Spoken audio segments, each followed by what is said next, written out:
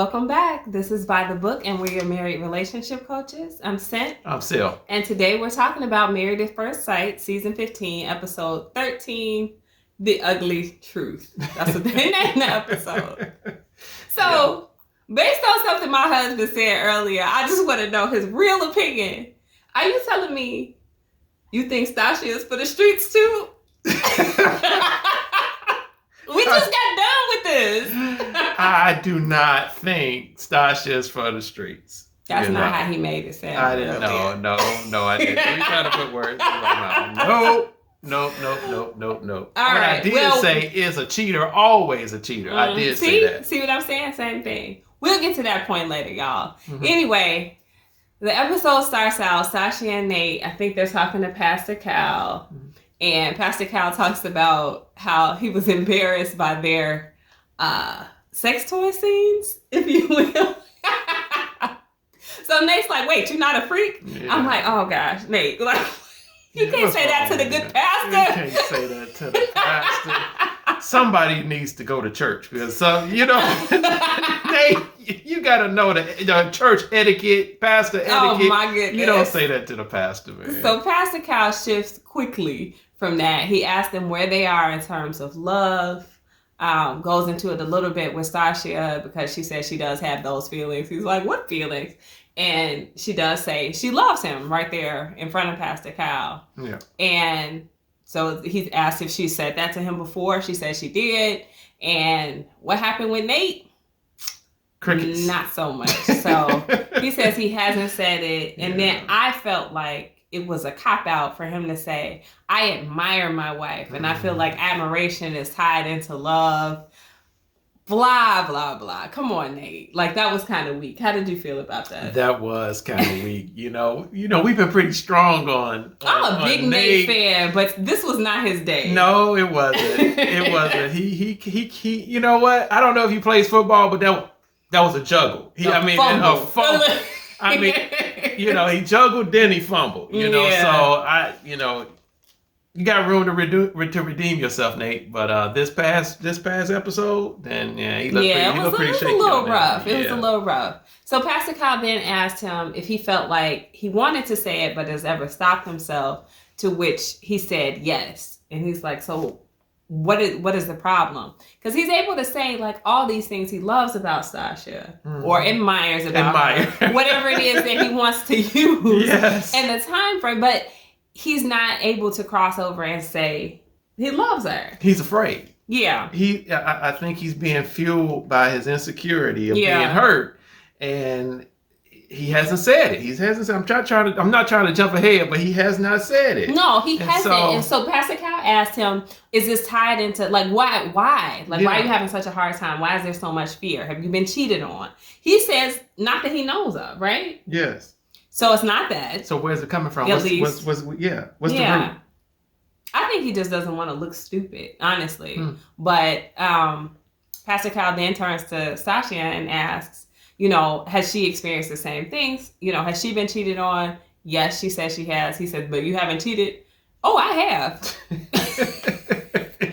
She didn't stutter. Her response to that was hilarious to me. I'm like, okay, then. But Nate's response is even more. He's like, it was like she cheated on him. Yeah. And she explained it's been 10 plus years ago.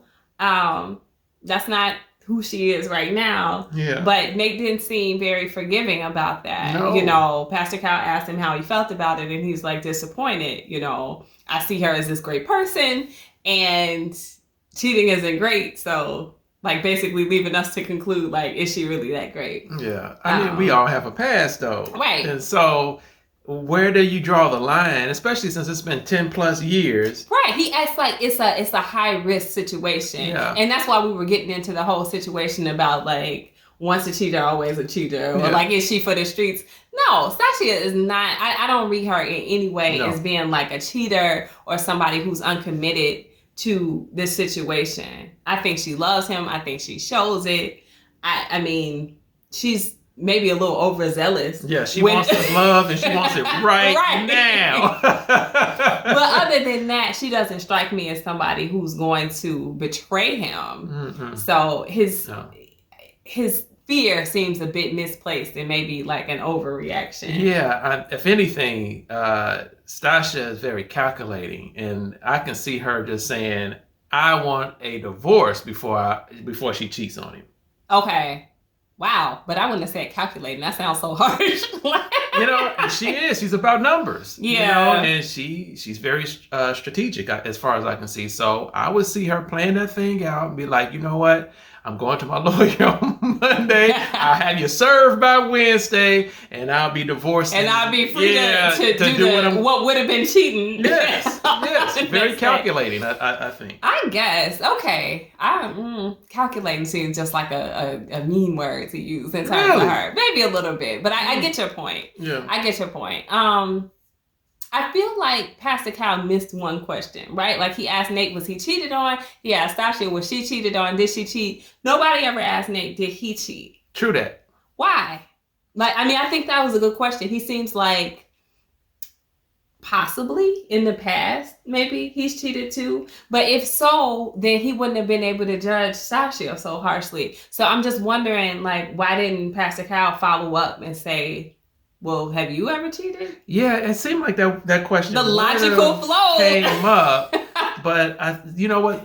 Let me put some words in Nate's mouth just a little bit. Mm-hmm. Some men believe that when a woman cheats, it's worse than when a man cheats, and so he could be of that type of mindset. It's a total different thing if a woman cheats. I feel a sidebar brewing right now because that just triggered me. I feel some type of way.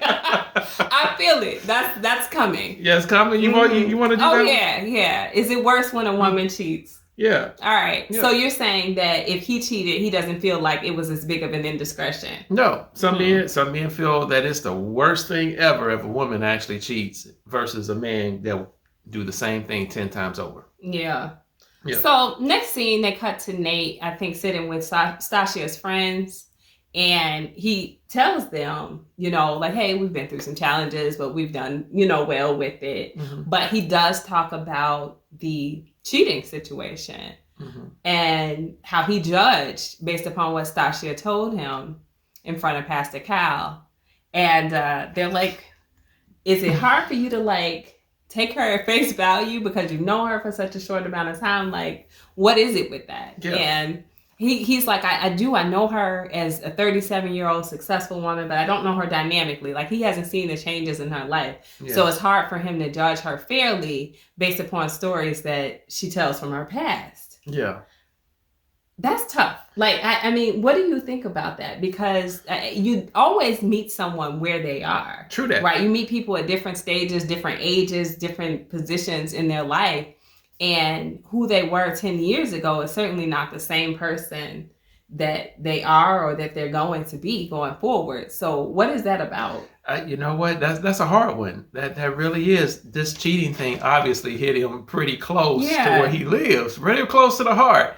Do you think this is a mom thing for him? Does this somehow harken back to his relationship with his mother and him just having a distrust for women? Yes, that's actually a really good assessment. It possibly could. If he hasn't been cheated on in the past, and if he didn't necessarily cheat on someone in his past, where else? Where is this whole thing coming from? What's fueling this? And so we're going to have to speculate on this one a little bit because it definitely riled him up. And you can see how how he responded to it in the session.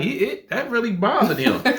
So much that Stacia is just like, I'm wondering if I should share anything else with you because you're going to and that's what that's necessarily going to do. When you judge somebody for something that they share, they're trying to be open with you, vulnerable, all of these things. Mm-hmm. And then you have judgment immediately to give to them. Yes. Then, of course, they're going to shut down. They're going to bottle up a little bit. Next time they have something that they want to share, they will be concerned naturally that you're going to have something negative that you think about them or say about them because of it. That's fair. That's definitely fair. But like I said, everybody has a past. And so I think when you get with someone and whatever happened previously, You could discuss it because that's part of your past and that's part of who you used to be or whatever. Yeah. But it definitely shouldn't have no condemnation or harsh judgment to it. Unless you do it again to that person. Well, then that is maybe who you still are. Exactly. Yeah. Exactly. So the friends wrap up the session. I don't feel like anything much more significant than that was said. Yeah. They just were kind of giving him some advice about her in general. Like, don't take her as trying to like change you or control you. Mm-hmm. Just, she's wanting you to get close enough to speak her love language so that she really knows like that it's real, which I think is fair, but I think it was missing him because he was focused a little bit elsewhere. Oh, of course. In that. Of course. So she sits down with his friends. Yeah. And I felt like that was a very, very interesting conversation. Why? Because she talked to his friends about like how he hasn't said he loved her, and that's when she's explaining, he says he loves this about me, he loves that about me, but he won't say that he loves me. Yeah. And his friends have revealed that he has never been in a relationship that they know about. Mm-hmm. And at first I'm thinking, sometimes, and my husband will tell you, like, I be thinking they pulling random friends off the street for people just because. Yes, she does. But his friends say, if they lied, they lied. But they were like, we know he had like little relationships here and there and this in high school. And I'm like, high school? Like, this man is 35 years old. Like, why are we talking about high school relationships? That's crazy to me. Yeah. He's never said he loves you to anybody but his family members. And his relationships, per his friend's account, are a couple of dates here and there. Yeah. That's weird for me. And again, I'm going to take it back to mom. Like, is he afraid of making attachments with women? And has that been his issue all of his life for 35 years? It sounds like that perfectly well could be the situation, because I don't know how you go that long without actually starting to develop feelings and having a solid relationship with someone for that long period of time. That's hard for me to even kind of like get that around in my mind, Yeah, it makes it seem like he had to have been a playboy for all of this time. Honestly, like Nate is for the streets. Like that. Well, early on, Nate was giving some Playboy vibes. He definitely was. Definitely was. Very hypersexualized, things like that. Yes. But, during the course of this season, I've really liked him. I felt like he's mature. I felt like, if not emotionally expressive, he's still, like, verbally expressive about, like, and intelligent, Yes. and really able to convey his thoughts. Mm-hmm. So, I was impressed with him. Mm-hmm. I just didn't know how little experience he's had with relationships. And that's because he doesn't seem like it. He seems to be a good communicator. Yes. So that's kind of covering up the fact that like his emotional connections may be slow or difficult because he doesn't have the real life experience with relationships to even know how to navigate that. That makes sense. Yeah. Oh, wow. You're right. Nate does express himself very well. Yes. Even though emotionally maybe Stacia wants him to express himself more, but he does express himself very well, and he carries himself very well, and he's been a pleasant surprise from the Playboy that we thought that he was going to be throughout this whole thing. And so could it have been that he just kind of jumped from lady to lady, woman to woman, never really committing? And so thus he never really had that long-term relationship. It's possible. That's how it's been for him. Why would he choose to get on Married at First Sight? Like, why would you want to jump headlong into a full commitment? Yeah. If you don't even have the experience of like regular boyfriend-girlfriend type relationships. That's wild to me. I don't want to be a player no more.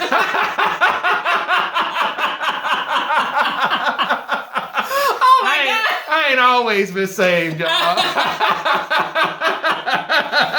Okay. All right. Nate, is that true?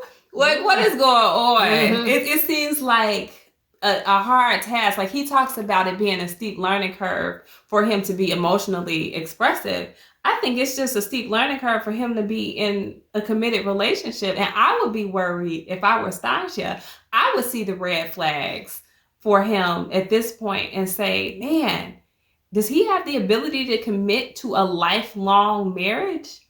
That's scary. If he can't commit to a year-long relationship, how do I fare in this? Yeah, this is true. This is definitely true. I think he definitely has some type of concept of it. Is a lot different having the concept and actually living it, though. Yeah. And so I think he's kind of like coming to terms with some of that now. Yeah. I mean, again, he's doing a good job right now. My fear would be a year or 2 or 5 down the line. Like, does he feel like he needs to cut and run because things are difficult or not going well because he's never had to have this level of commitment? Yeah. That would stress me out, I think, if I were her. Yeah. So, I don't know. Let us know what you guys think about that. If you can jump headlong into a marriage without really having real relationship experience. I mean, I think some people do it when they have like puppy love straight out of high school. And they get married and they stay married. But I think at 35, not having a committed relationship to somebody. Yeah. God bless them, but I would see the red flags. Yeah, so it's rough. So you didn't, at all that time, Nate, you never found a woman to be suitable. I mean, it begs the question, bro. It does. It does. Don't be mad at us. Just answer the question. It does beg the question. That's a long period of time not to have a serious relationship, though. Yeah. So I mean, the last couple of things. Stacia did say that he's kind of stubborn. Like when the relationship experts give them an exercise to implement, like sometimes he'll shut it down. I'm not going to do that. And she's still talking to his friends about that. And they're like, look, he likes to pave his own way. If you give him the tools, he's going to build the house in a different type of way. Yeah.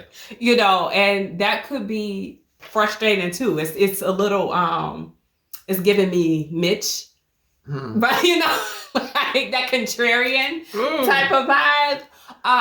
So yeah, I would be like, okay, do you have to be so stubborn? Because what she then said to them is like, imagine if I were like that too. So if she were just as stubborn, if she had that kind of contrarian spirit, they would get nowhere. Yeah. So, and that can be tiresome as well for her to always try to balance and play the middle.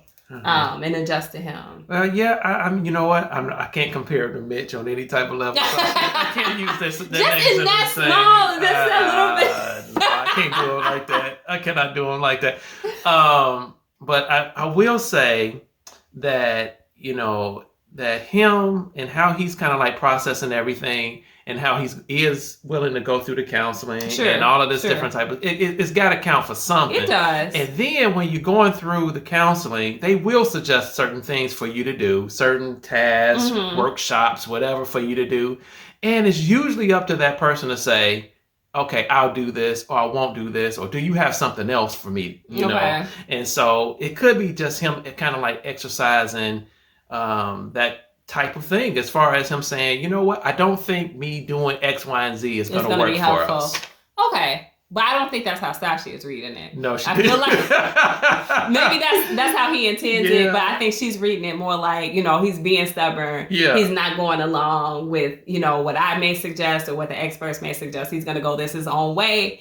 And, probably just a little bit of frustration. Overall, I'm still encouraged about them. I think they're going to make it just fine. Same here. Though the little teasers that they've given us have suggested there may be a few more bumps in the road. Definitely. But definitely. I'm still giving them a thumbs up for decision day. But we're seeing a few little disputes, I think, between the two of them. So guys, let us know what you think. If you think once a cheater, always a cheater, does he have a valid concern because of something that would happen 10 years ago? Yeah. I think they have a lot more to talk about in terms of that because, did she do it a lot? Did she do it just once? It sounds like a conversation they haven't even touched on. Yeah. So, I mean, maybe he would gain some comfort if he understood the whys behind it, Possibly. And she needs to talk to him about his relationship experience and how committed he can be to a lifelong marriage. I think those are two important conversations for them to have. But like I said, guys, let us know what you think. We look forward to those comments. So hop on in that comment section, like, share, subscribe, hit the bell notification, and we'll be back.